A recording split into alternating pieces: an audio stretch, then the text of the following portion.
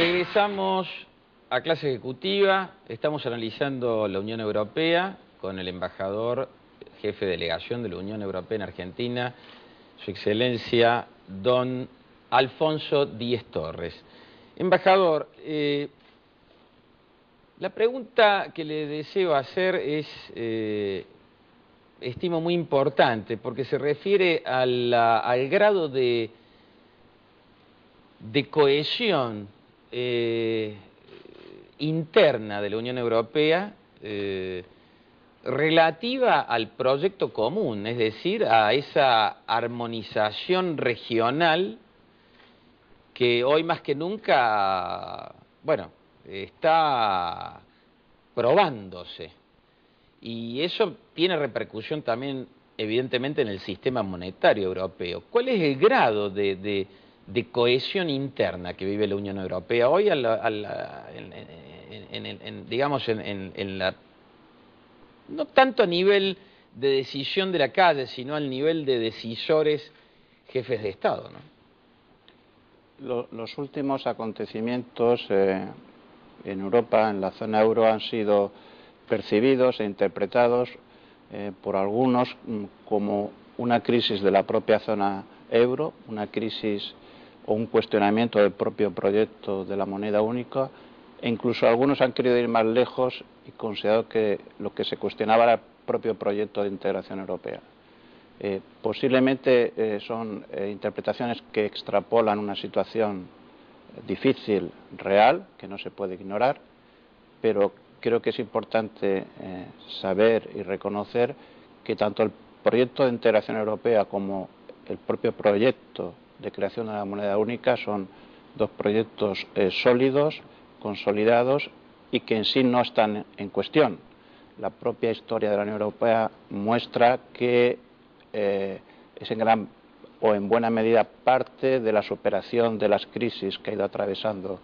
en su historia, y que esas crisis lo que han forjado ha sido la necesidad y el consenso de avanzar en esa integración, no de ir hacia atrás. Y yo estoy convencido que esta crisis, y ya lo estamos viendo, va a producir, está produciendo ya una mayor coordinación, una mayor integración de las políticas económicas de la Unión Europea, y por tanto la respuesta va a ser todo lo contrario de lo que algunos auguran. No va a ser una crisis o una desaparición de la Unión Europea, sino su fortalecimiento y el de su moneda única. Justamente los aviones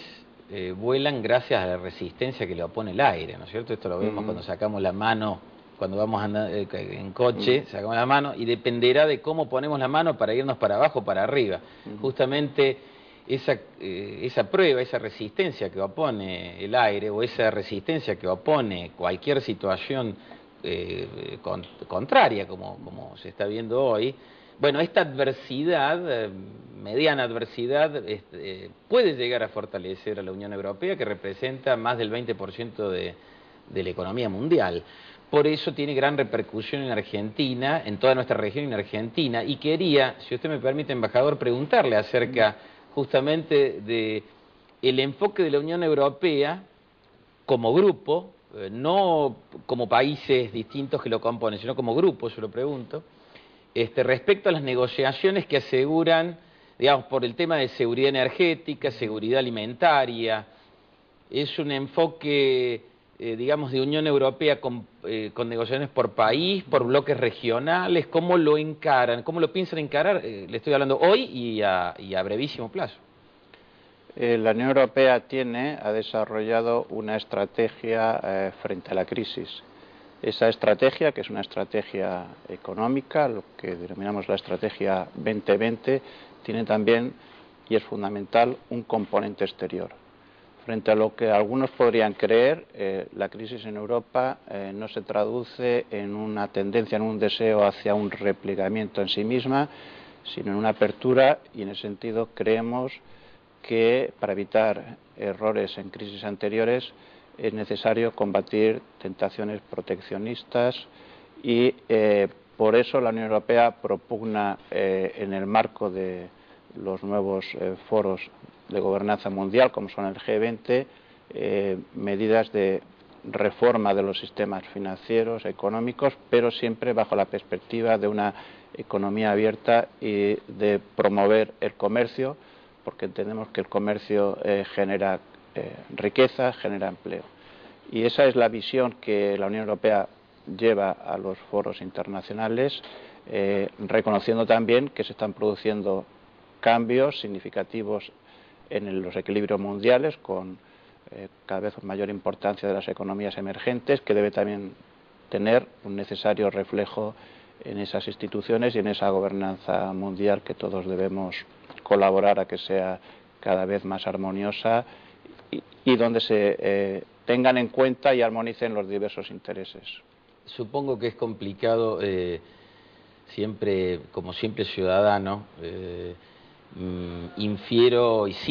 presumo que es complicado poner de acuerdo, el diálogo en general a nivel mundial y poner de acuerdo mucha gente siempre ha sido complicado. Ahora el ejercicio que ustedes tienen en la Unión Europea es prácticamente único, porque la gimnasia que han desarrollado para poner de acuerdo a 27 países y armonizarse y llevar, a pesar de que evidentemente el paraíso no existe en la tierra y tendrán sus diferencias, pero a llevar políticas comunes, creo que es muy interesante escucharlos,